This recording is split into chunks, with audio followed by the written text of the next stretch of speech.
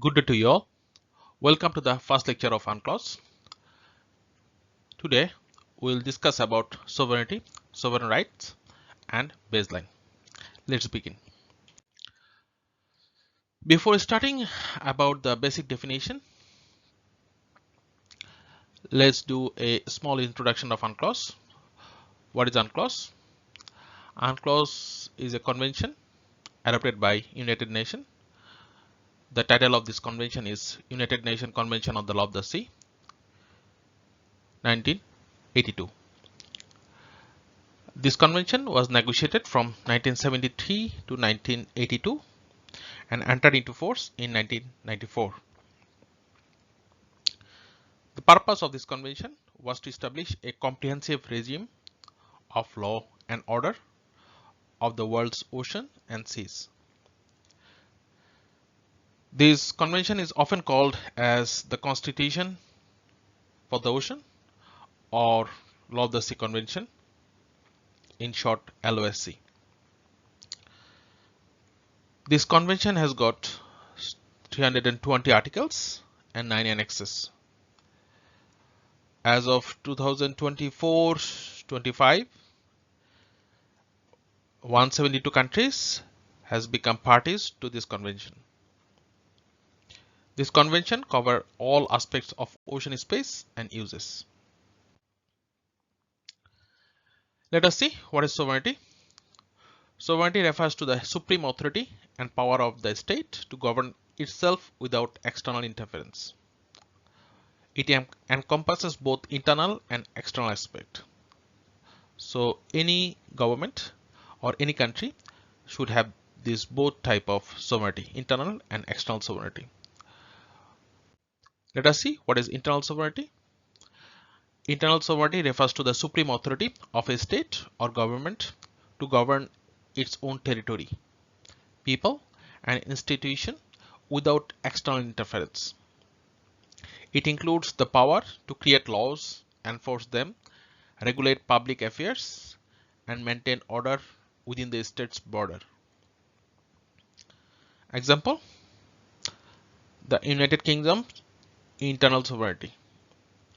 The UK government has got full authority over its legal system, taxation and law enforcement within its territory. It can pass and enforce laws without needing approval from any external body. The UK Parliament decides on domestic policies such as healthcare, education and law enforcement without external intervention. So the internal sovereignty means the supreme authority of a state to create its own laws. External sovereignty. What is external sovereignty? External sovereignty refers to the state's independence and recognition by other nations, allowing it to conduct its own foreign affairs without external control. It means a state can make treaties, engage in international trade, participate in global organizations, defend its borders without interference from other countries. If we want to take an example, we can take example of Ukraine's external sovereignties and Russia's invasion. Ukraine is an independent country with recognized border, a government and diplomatic relations worldwide. However, Russia's invasion challenged Ukraine's external sovereignty as an external force attempted to interfere in its affairs. Ukraine's international recognition allows it to seek support from the UN and other countries. Sovereign right. Sovereign rights refers to the specific legal rights of a state holds over certain areas, particularly in relation to the natural resources and economic activities, without having full sovereignty over the region. These rights are commonly discussed in the context of maritime zones under UNCLOS.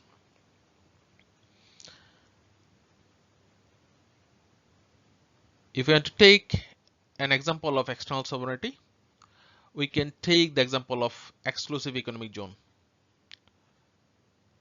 What is exclusive economic zone? exclusive economic zone is a zone which extends up to 200 nautical miles from the baseline of a state, right? A coastal state has got sovereign rights over the resources in the EEZ, which means the state can exploit, explore, conserve, and manage any natural resources like fish, oil, and gas. However, it cannot prohibit foreign vessels from passing through the EEZ. If we take the example of Bangladesh, Bangladesh has got full sovereign rights over its EEZ in the Bay of Bengal, meaning it can extract marine resources but cannot claim full sovereignty like it does over its internal water. So what is the key difference between sovereign rights and sovereignty? Sovereignty means the full and absolute control over the territory, whereas sovereign rights allows a state to exploit and manage its resources in certain areas. However, it does not grant full control over these waters, right? I want you to draw this picture. So here we can see that a country's baseline starts over from this point. Then after 12 nautical mile, the country has got territorial sea, right? And after 12 nautical mile to 24 nautical mile, the country has got contiguous zone. And then from the boundary of the territorial sea up to from the baseline of that country up to 200 mile, the country has got exclusive economic zone. 200 nautical mile, then the country has got continental shelf and deep seabed and high seas. However, we will discuss this: what is territorial sea, what is contiguous zone, continental shelf, exclusive economic zone in depth in the second lecture of UNCLOS, right? So for the understanding of sovereignty and sovereign rights, we just draw this picture, and we can see from that picture that after 12 nautical mile of a country from the baseline, the country has got full sovereignty, right? And after the territorial sea, the country has got sovereign rights over the natural resources and of the water column and the seabed and subsoil, right? And after the EEZ, the country has got sovereign rights over the natural resources of the seabed and subsoil. Anyway, we'll discuss this topic or these different boundaries of UNCLOS in the second lecture. Don't worry. I just want you to draw this picture to understand the sovereignty and sovereign rights, right? So from the last picture, you can see that a country has got a lot of maritime zone like internal water, then territorial water, then exclusive economic zone, then continental shelf. Let us see in which type of water or which type of maritime zones country has got which type of rights, right? In the internal water, the country has got sovereign full sovereignty, right? So the internal water will be act just like as land. The archipelagic water will also has got full sovereignty. However, there are some exceptions as well. We'll discuss that on later on. What is archipelagic water? We'll also discuss that on later on. Don't worry. I just want you to just take a note of these terms. The territorial sea, we have got extended sovereignty, right? What is territorial sea? It is 12 nautical mile from the baseline. Contiguous zone, we have got limited sovereignty. What is contiguous zone? It is from baseline to 24 nautical mile, where the country can make laws for taxation and fiscal purposes. Anyway, we'll discuss that one later on, don't worry. Exclusive economic zone, we have got sovereign rights. We don't have any kind of sovereignty over there.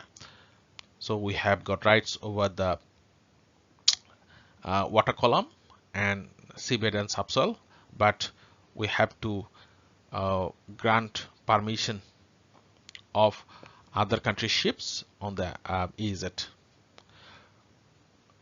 Continental shelf, also you have got sovereign rights. In the continental shelf, we don't have any kind of rights on the water column, but we have got rights on the seabed and subsoil. Anyway, we'll discuss that one later on as well. Then we have got high seas and the deep seabed area, right? So, so looking to these different zones, we understand that all the area start from a line. We call that line as baseline. So the baseline is the starting point for measuring all these zones, right? So what is baseline? So baseline refer to the line from which the breadth of the country's territorial sea, exclusive economic zone and other maritime zones are measured. This baseline is critical for establishing a nation's maritime boundaries. The relevant UNCLOS articles are 5 to 14 for the baseline. So if you go to UNCLOS, you'll see that from 5 to 14, all the articles are written related with baseline, right? So I have created this animation in 2020. Let us see how we can get the baseline and other maritime zones. So here you see we have got a country's seaward side land area, right? Now if we create the sea level, we have got sea level over here, then the baseline for the country, right? And inside that baseline you have got the internal water, and outside the baseline we have got the territorial sea and other maritime zones. So this territorial sea will be 12 nautical mile from the baseline. Then we have got contiguous zone which extends more 12 nautical mile. So this contiguous zone start from the boundary of the territorial sea and it goes up to 24 nautical mile from the baseline. Then you have got exclusive economic zone which start from the baseline and it goes up to 200 nautical mile. Then we have got continental shelf, right? And then we have got extended continental shelf, and then we have got high seas, right? In that way we can get our maritime zones. However, you can draw this picture and you keep it for understanding in the second lecture, where we will discuss all these areas in depth.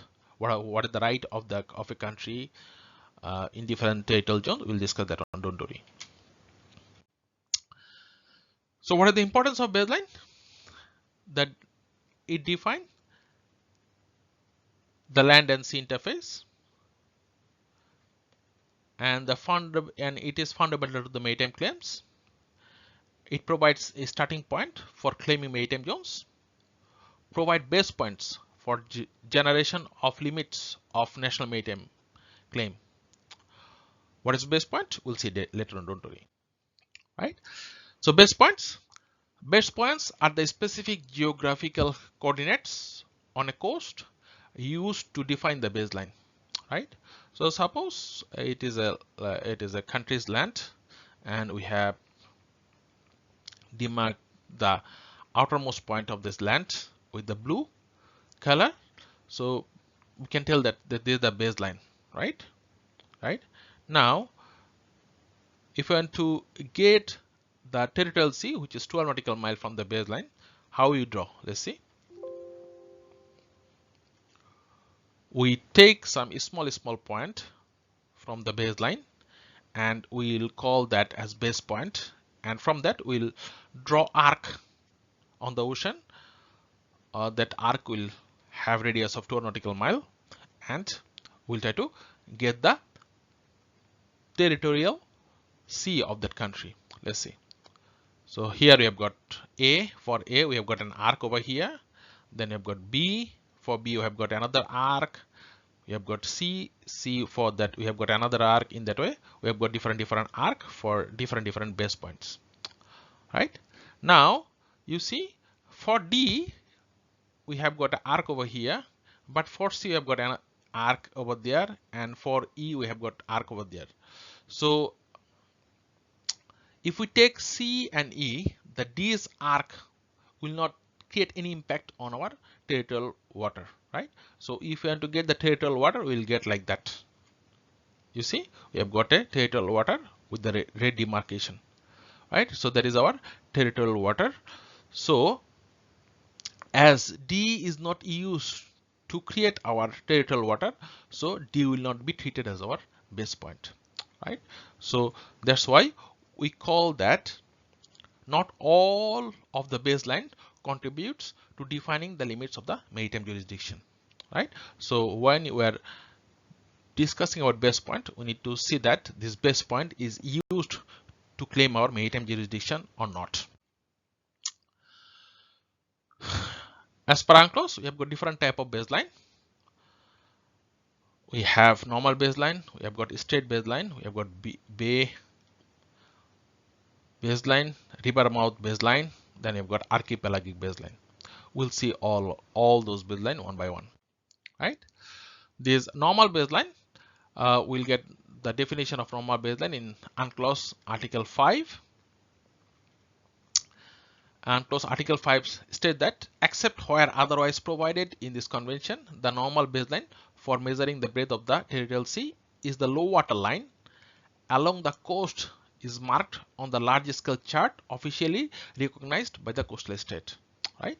So that is the UNCLOS definition of normal baseline. So from this Article 5 we get that UNCLOS specifically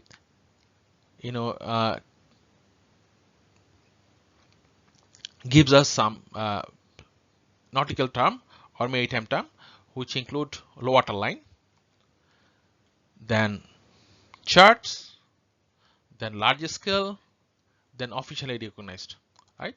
So what is the low water line means? The low water line dependent on the choice of the vertical datum, right? Then you will ask me what is vertical datum, right? So this vertical datum is the reference surface used to measure the elevation and depth of the earth. It provides a standardized zero level from which height or depths are measured. For example, some country they take mean sea level, the average sea level over a long period as their vertical datum. Some country they take lowest astronomical tide, the lowest tide level predicted under the normal condition, and they take it as their vertical datum, and they often use it in their nautical charts. Some countries they take mean low water level, so they take the average of all low water level. Some countries they take mean high water level, average of all high water level.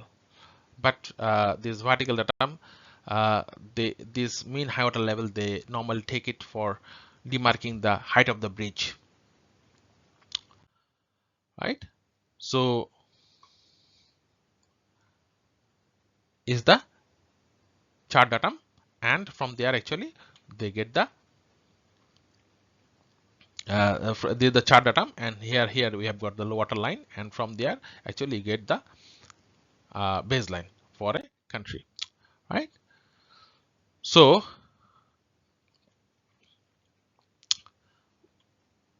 the lowest astronomical tide recommend as the low water line for charts by the International Hydrographic Office, right? And the LAT is a particularly conservative low water line. Why? If we use a LAT or lowest astronomical tide, that it advances the baseline further down the beach, so then we get more and more maritime zone. And if we use LAT our land territory will be increased, or internal water will be increased, and potentially our maritime zones will also be increased. So that's why most of the country they go for the lowest astronomical tide as their vertical datum. Let's see what is the state baseline. In the UNCLOS Article 7, we get the definition of a state baseline, right? So yeah, it said that in localities where the coastline is deeply indented and cut into, or if there is a fringe of island along the coast in its immediate vicinity, the method of state baseline joining appropriate points may be employed in drawing the baseline from which the breadth of the territorial sea is measured, right? So this state baseline actually is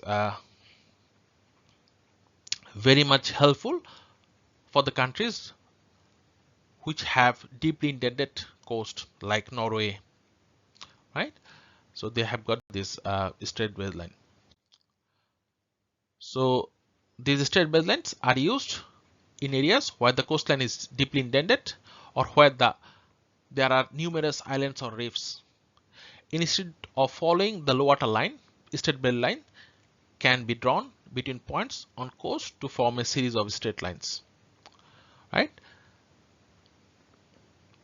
So this state baseline is used to simplify the measurement of the maritime zones, and Norway uses state baselines along its jagged coastline connecting various points between the many island, fjords and coast features.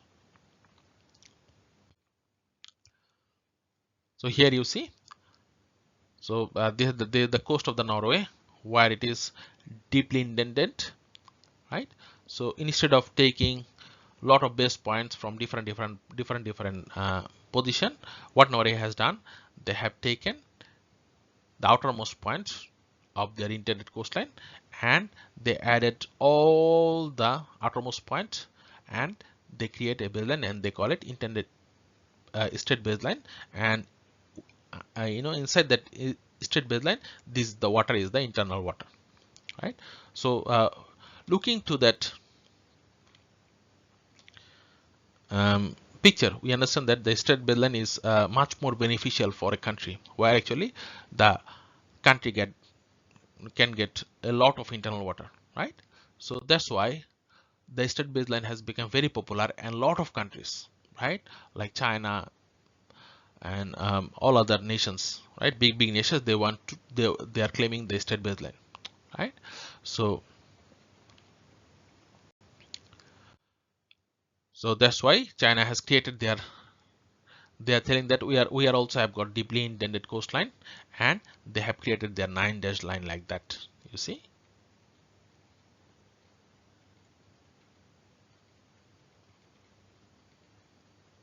Right, so here they are telling that it is their state baseline and inside that water is their internal water,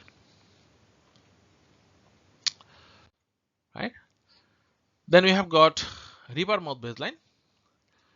So the UNCLOS Article 9 talks about the river mouth baseline. So if a river flows directly into the sea, the baseline shall be a straight line across the mouth of the river between the points of its low water line, right? So what you do if you have got big river like Mississippi or in Bangladesh Kondofoli, right, which directly falls into the ocean. So if we want to get the baseline, what we'll do, we just take the low water line on the river mouth and we connect the both points of the low water line of the both sides and we create the straight line. We call it the river mouth closing baseline, right?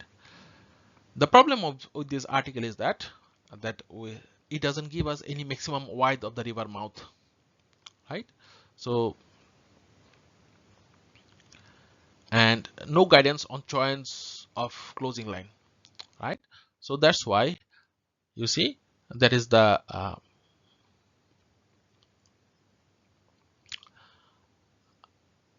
Rio de Plata river, right?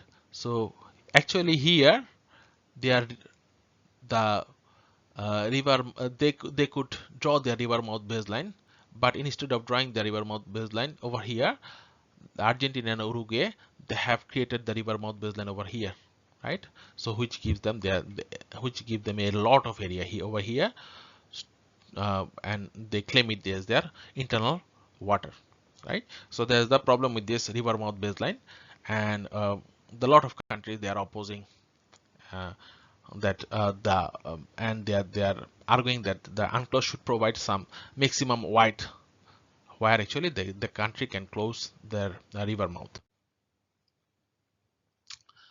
Then you have got bays, right? The UNCLOS Article 10 related with bays. So what is bay? A bay is a well-marked indentation whose penetration is in such proportion to the width of its mouth so as to contain landlocked waters and constitute more than a mere curvature of the coast.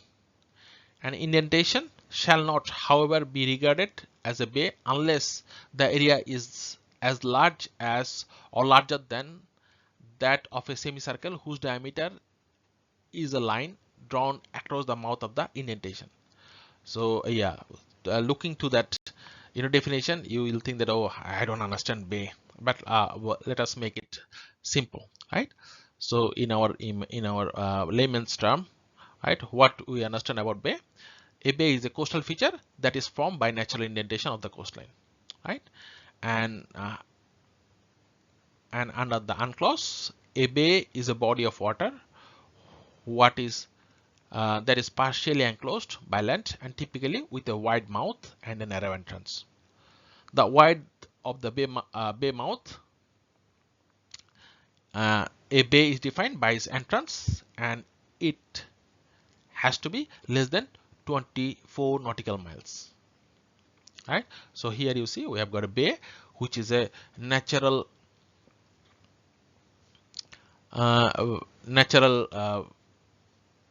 naturally formed indentation right here.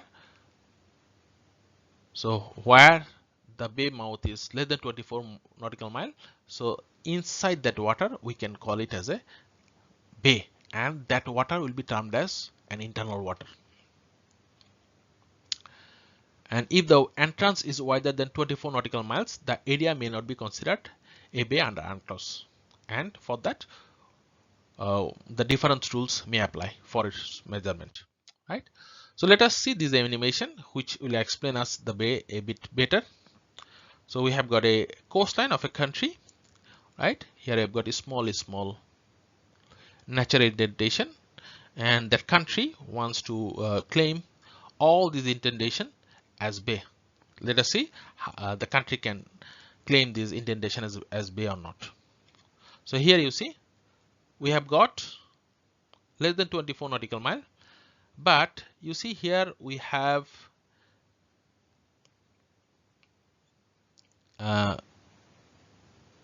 taken the bay closing line and we have created a semicircle, right? So since the area of the bay is less than the area of the semicircle, right, we cannot call it as a bay and we cannot close the bay. So that is the rule of UNCLOS. Again, you see here we have taken the bay mouth and we have created a closing line and we have created a semicircle, right? And since the area of the bay is larger than the area of the semicircle, we can actually close the bay and we can call the whole area as bay. Understood? Now let's take this example. Here we have got a area and we try to close the bay, right? We have got some island over here.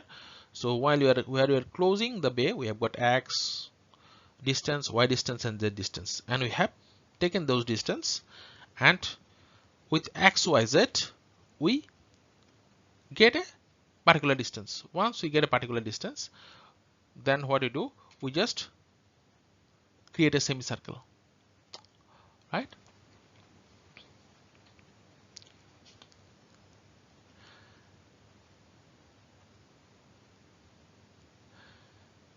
So in that case, the diameter of the semicircle equals to the total width of the mouth XYZ.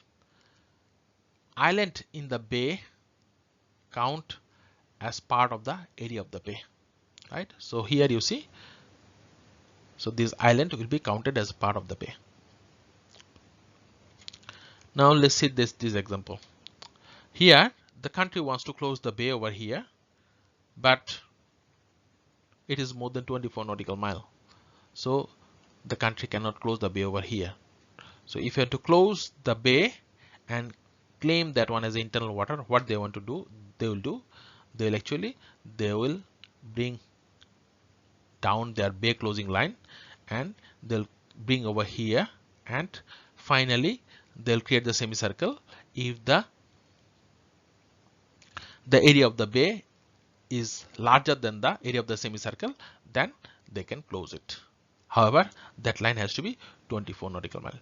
In that way, the country can close their bays. Right?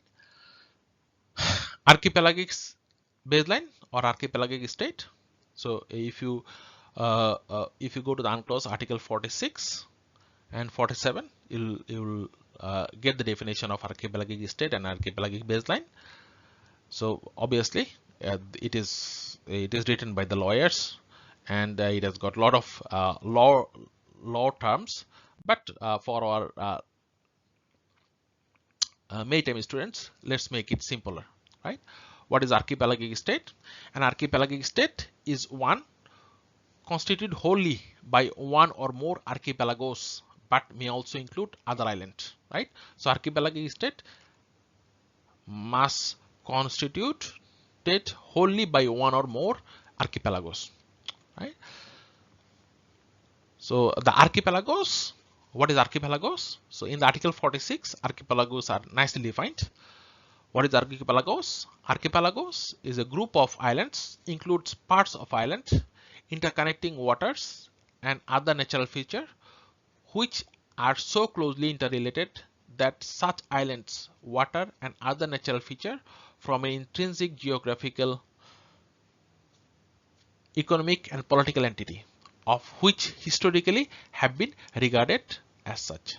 So if you want to call some group of island as an archipelagos, those island has to be interconnected by water and other natural feature, and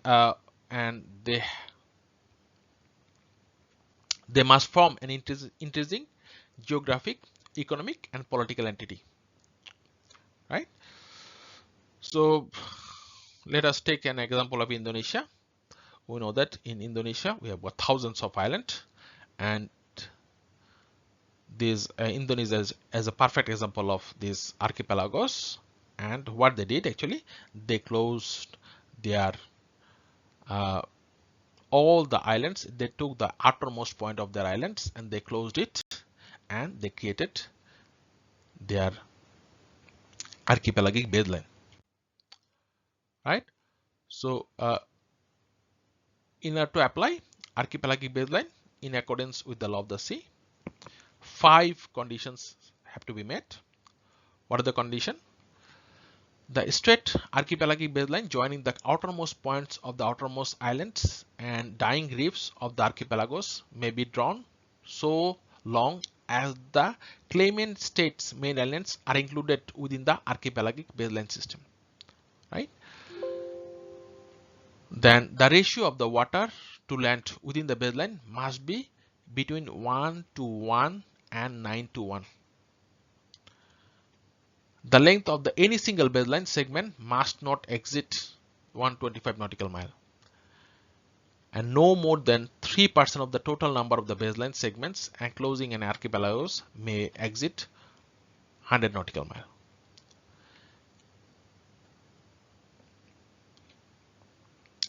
And as per UNCLOS, such baseline shall not depart to any appreciable extent from the general configuration of the archipelago, right?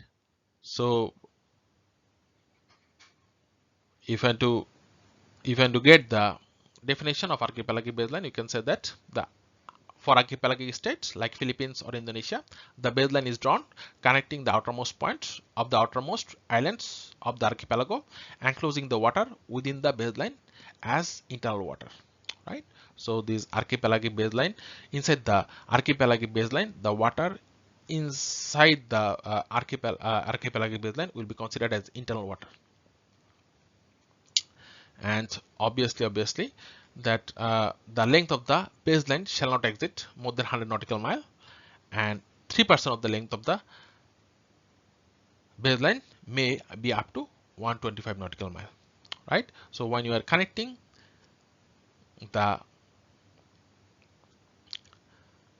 islands inside in the archipelagic baseline, so any baseline shall not exceed 100 nautical mile.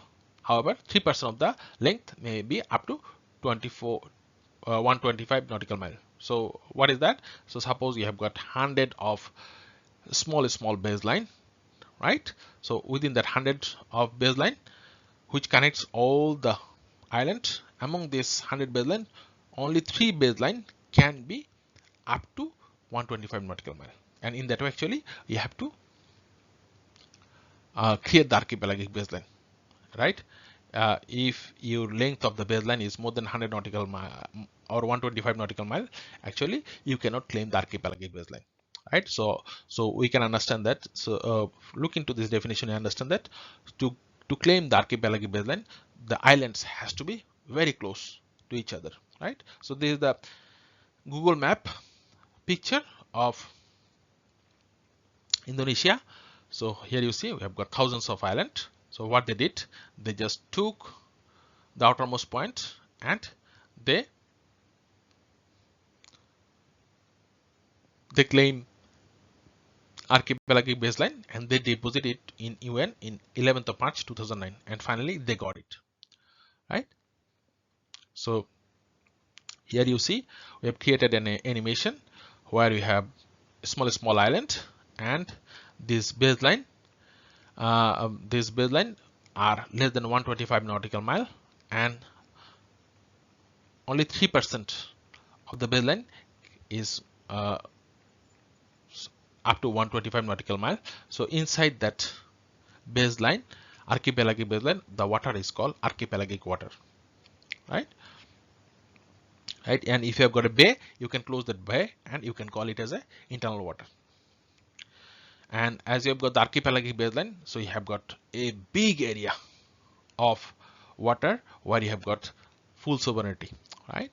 And then after this archipelagic baseline, you have got 12 nautical mile range where actually you can claim the territorial sea, where actually you also have got sovereignty.